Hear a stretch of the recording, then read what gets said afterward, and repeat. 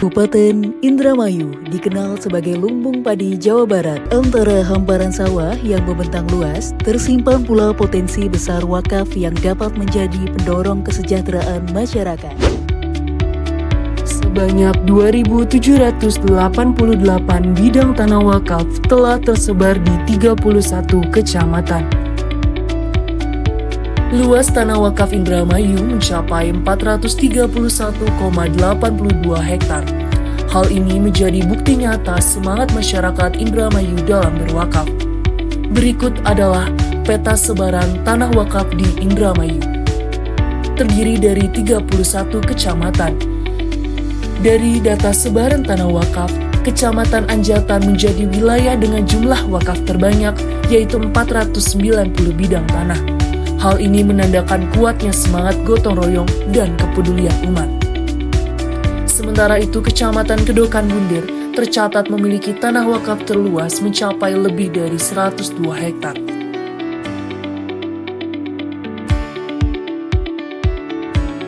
Tanah-tanah wakaf di Kabupaten Indramayu bukan sekedar aset, tetapi wujud nyata kepedulian umat. Dari lahan-lahan wakaf, tumbuh lembaga pendidikan yang mencerdaskan generasi, berkembang usaha produktif yang menggerakkan ekonomi masyarakat, menjadi fasilitas umum seperti masjid, madrasah, dan sarana sosial yang menebar manfaat bagi semua. Wakaf bukan hanya ibadah, tetapi investasi abadi untuk kemajuan dan kesejahteraan umat Indramayu. Berikut adalah wujud nyata manfaat wakaf di Kabupaten Indramayu.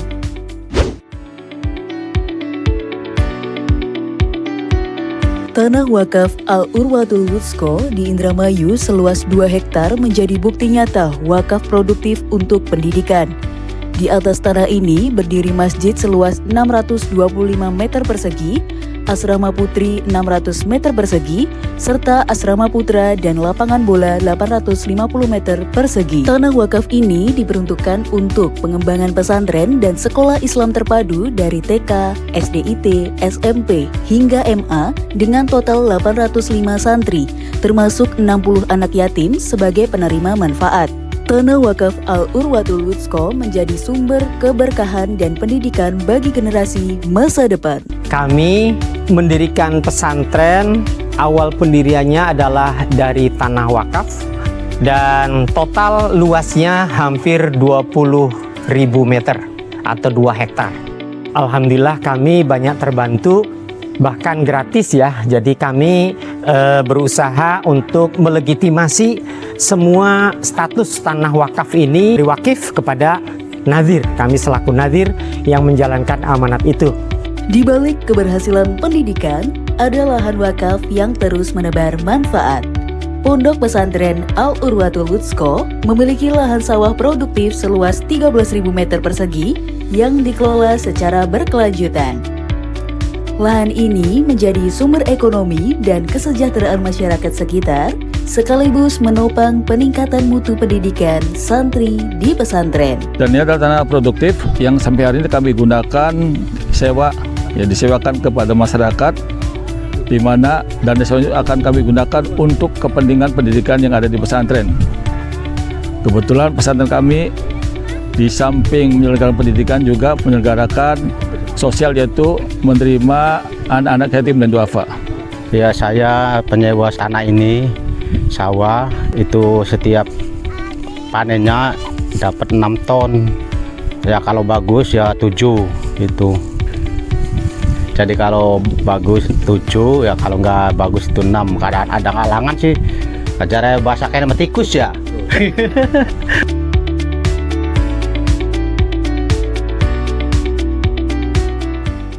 Masjid Baitur Rahman berdiri di atas tanah wakaf amanah dari masyarakat Desa Pekandangan dengan total tanah seluas 8.066 meter persegi yang terbagi menjadi lahan produktif dan non-produktif.